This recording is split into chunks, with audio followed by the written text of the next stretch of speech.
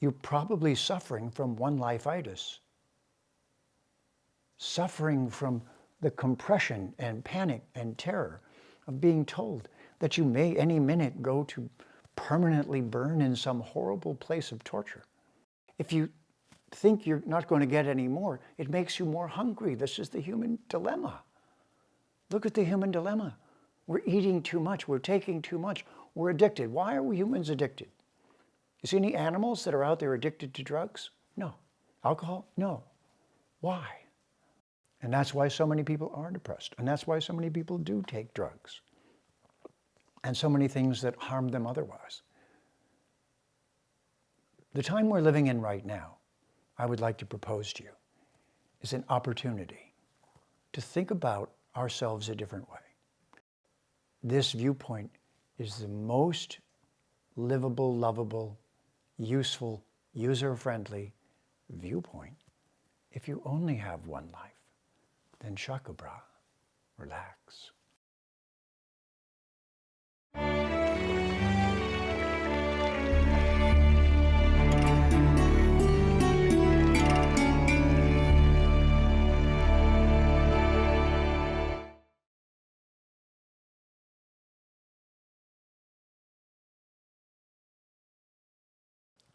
Namaste.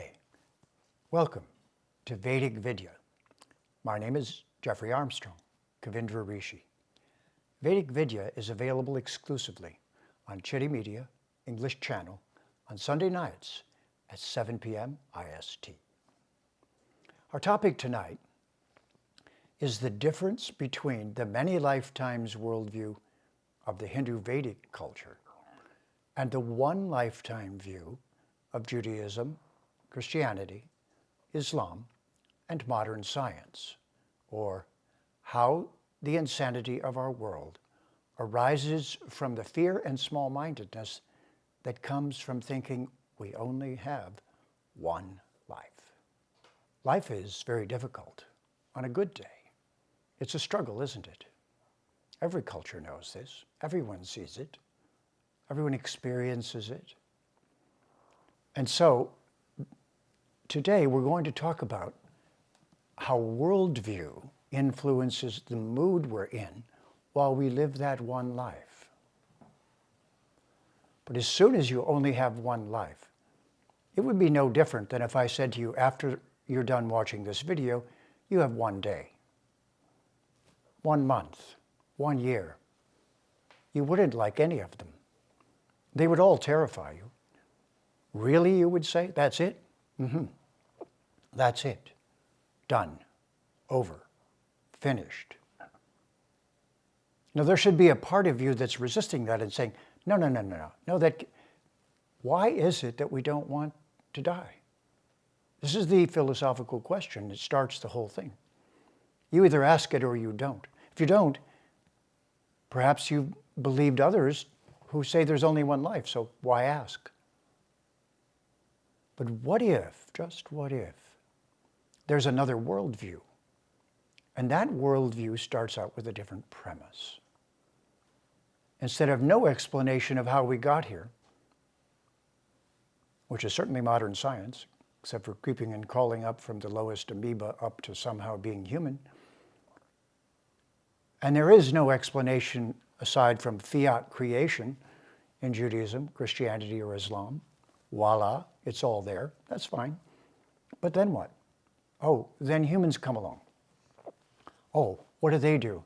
Oh, they have one chance, and if they don't succeed, they go to eternal punishment. Now, wait a minute. Punishment's eternal, but I only have one short lifetime in which to decide whether I go there or not? This is crazy. And honestly, psychologically, I have a degree in psychology, multiple degrees. It's crazy. It's crazy making. And this is the thing to understand. But I too did not truly understand it until I started being a practitioner of yoga. Not just asanas and postures. Yoga the philosophy. Yoga the worldview. That yoga is the daily practice of all persons who are practicing the Hindu Vedic Sanatana Dharma worldview. Simple way to say that is, who follow the Hindu Dharma, which says we are all immortal beings who decided to come to this realm, came here a long time ago, long time ago. We go up through the various species of life, experiencing them all. It's part of being here. And then we become human. And as a human, we begin to learn and grow, just like going off to university. And so it is that this universe really is, in this viewpoint, a kind of university. We're all students. Now, as students, we're here gathering experience. But playing in the background the whole time is a fear of death. Throughout the world, this is the fear, unless there's an answer that answers only one life. Because you should be afraid if you only have one life. Just like if I say, at the end of this video, you'll be tested. If you don't pass the test, someone will shoot you. Well, that spoils the fun. That ruins your day. And this I am putting forward to you. If you just understand this, you understand this. The entire Hindu culture, when it goes namaste, it means, my little pun on it is, namaste. You get to stay longer than just one lifetime. Why? And I'm going to give you a name for this, because you are the Atma. You are an Atma. And the word atomic came from that Sanskrit word. But it actually means each one of us is a small but vibrant, dynamic being from another realm who is lighting up the body that we're in, illuminating it with our consciousness. In fact, that's called Chit, just like Citti TV. The Chit is the consciousness of us, the Atma. Now in English, the English equivalent word from the three Abrahamic religions is soul. S-O-U-L comes from the Latin S-O-L and means a sun that is shining. Well, that's part of it. But suns burn out. That doesn't solve the problem. Even a sun extinguishes eventually because it's a material object which has a duration and a lifetime, and then it's extinguished. But this worldview says you cannot be extinguished. It cannot happen. So you could go to some place and be punished for a while, go off to jail, come back, you're still the Atma. You could go through thousands and thousands of lifetimes. Why? Because you're exploring, because you want to. It's just like if you know you're a traveler and you have permission and you can afford it, and I say you could go to any country you want and spend a year. And you won't die, you won't have problems, you'll have enough money. So you just go from country to country to country. Why? For the experience, of course. Because there's beauty there, there's experiences there, there's so many things that you could now learn from, and aren't those who have traveled a great deal what we call worldly wise? So what if wisdom really is living many, many, many, many lifetimes? Until you've lived so many of them that you look around at the material world and you start to say, I don't need any more of that. I don't need any more of that. There's a Sanskrit word for that. Na-iti. Na-iti. Not that, not this. Isn't this how we decide to do things? We say to each other, you want to go there? No, not tonight. Would you like to go there? No, that's okay. Not so interested. How about this? No, I've done too much of that. So what if we come here to gather experience?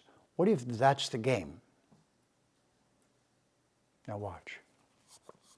This is the way you signal to someone, I see you as the immortal traveler, as the immortal being who's here. And we're on a planet that's temporary. It's the university. So imagine you're on a university campus and you see someone throwing beer cans and throwing garbage all over the grass instead of putting it in a proper container? What would you say to them? Wouldn't you say, this is our campus, let's keep it clean? Is that too difficult? All right. So what are we doing to the world right now? Well, obviously we're using it up in a few generations. We're about to leave it crippled and disabled if we're not careful. And this is unique. We don't know of a civilization that's had the ability to just gobble up the whole planet in a few years. But if we do, and then we're having children, aren't we making a horrible future for our children? Wouldn't it be better to take the long view? And why isn't the world taking the long view? And why do we not see past the skin? Why do we care if you're green, black? I don't care if you're green and have antennas. You're still a being. Why has this become such a terrible issue for the world? If not because they don't see the true being. And I'm dwelling on this because you will not understand the culture of India until you finally get this difference. Everyone who is a practitioner of the Vedic, Hindu, Sanatan Dharma, correctly cooperating with nature, that means culture, sees all living entities, and that includes every creature. Everything that shows sign of life is also an Atma. And each one of those Atmas is here on the same adventure, just as we are. So on the one hand, doesn't it make you relax if you really believe what I'm saying? You can't die. Now, you might be listening to me right now on life support, and you're just who knows how many minutes from leaving your body. Not dying, leaving your body. It's important how you say it. And if you are, then maybe just in time you're hearing me say this so you can relax and say, it's okay. I can't die. I'm just moving on. This is the philosophy that allows whole civilizations to stop trying to kill each other, to stop using up the planet, to stop destroying everything in their hunger. In fact, if you think you're not going to get any more, it makes you more hungry. This is the human dilemma. Look at the human dilemma. We're eating too much. We're taking too much. We're addicted. Why are we humans addicted? You see any animals that are out there addicted to drugs? No. Alcohol? No. Why? Because they're designed to be satisfied with what they do. We aren't satisfied with what we do. We don't like our jobs. We don't like our families. We get divorced. We do a myriad of things. We don't like that skin color and this and that. And all of those create problems. Boy, we're uptight. I mean, we're really neurotic. Instead of just relaxing and being with each other. Some of you perhaps have lived in Hawaii. I did, and I'd lived on the mainland of America for a long time. They have a saying in Hawaii. They do this, and they go, shakabra, hey, take it easy. You live longer. No have heart attack. Relax. And in yoga, that's called breathing, learning to breathe. You're immortal. You can't die. You breathe differently when you know that. And then you learn how to stay balanced. And then you get into stressful situations, and even the environment is stressful, but you stay balanced. You're on life support, but you aren't afraid. You're just trying to stay alive, and if you can't, you're graciously leaving, knowing that you'll come back until you're done. Done with what? Done with learning. It just is such a more gracious, elegant, livable viewpoint, just like my friends in Hawaii. I was from Detroit when I went to Hawaii the first time, and LA and New York. I didn't even know what it was to relax, even though I was a yogi. I knew how to relax as a yogi, but you get there and you see, as a culture, they know how to cooperate with nature, and that's the second part. When you start doing this, you pay attention to everything, and you look for the cooperative way, not the way to displace nature, but to work with nature. And this is what we're missing on our planet. And this is the gift of what's called the Hindu Dharma culture. Dharma means cooperating with the laws of nature. all of them, as many as you can. And when you do it that way, you don't take everything. You don't act in a way to violate the laws of nature. You don't leave a mess behind. You clean up. It makes you cleaner and more orderly and more thoughtful, more observant, more respectful. You don't look at an attractive person, male or female, and just see them as a piece of meat. Don't we call bars where people go a meat market, where they just look at each other as nothing but the body and go get themselves crazy drunk? Is that culture? I don't think so. I was born in that so-called culture. I think that's crazy. And I think it because I've lived as a yogic practitioner for 50 years. I've stayed in a balanced place a good deal of that time, and I would never have known how to do that. Never have known how to breathe into the situation and watch and carefully watch what needs to be done, and always think about cooperating with nature and see every color, but see what's inside.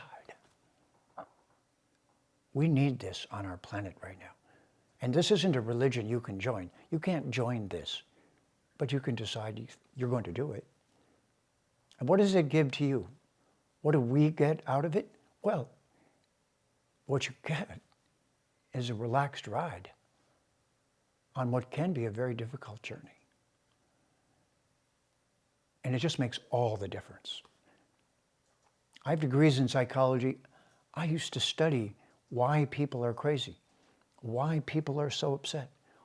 Because they've been traumatized, because something didn't go well. And their self-definition is twisted around those things that didn't happen right. And the only way you can cure them, so-called, is to disassociate their self from those experiences so they can have new experiences. Do you understand? You're probably suffering from one-life-itis, suffering from the compression and panic and terror of being told that you may any minute go to permanently burn in some horrible place of torture. Wow, that's not a very lovely definition of the Supreme Being, is it? Do you think?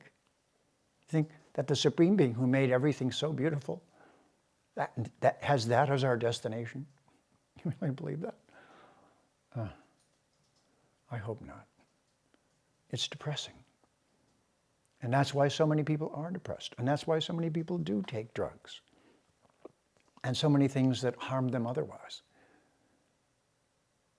The time we're living in right now, I would like to propose to you, is an opportunity to think about ourselves a different way, and everyone. Just shift that.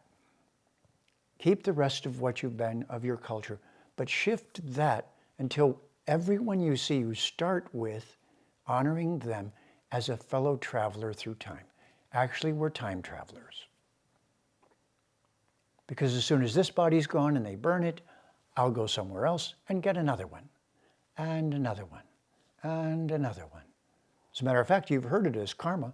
Karma means the things we're doing now determine the next body and the next body. So if you get better at it as a process, you get a better model car next time, and better model, and better model. And you also look around and say, I'm done with that, graduated from that, took that course.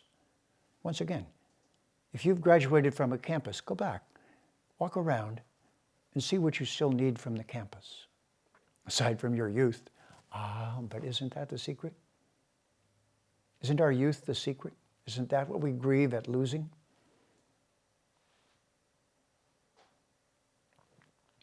So, there's only two choices. And you can't prove either one. So you might say, well, then it's blind faith. I wouldn't like to say blind faith. I'd say it's common sense.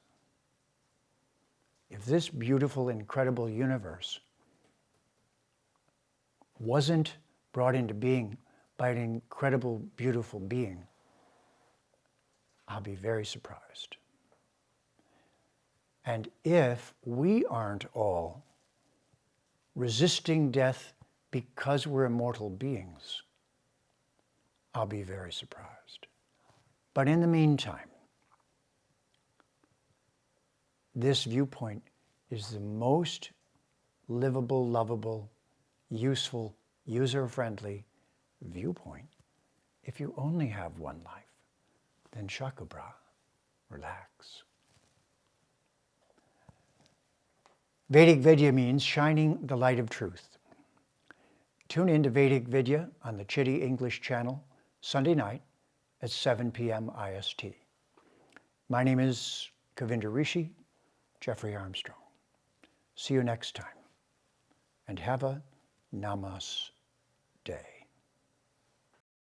Please remember to subscribe to us and switch on the notifications for this channel. For our other social media links, more content, and to support our work, please visit citti.net. Dhanyavad. Namaskar.